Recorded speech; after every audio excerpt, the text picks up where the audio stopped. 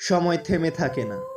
আরেকটি নতুন বছর আমাদের সামনে এসে দাঁড়িয়েছে। 2025।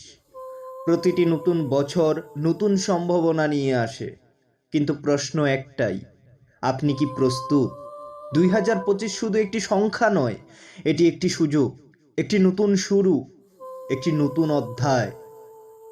যারা স্বপ্ন দেখে, যারা সাহস করে, যারা পরিশ্রম করতে জানে, তাদের জন্য 2025 একটি জয়ের মঞ্চ।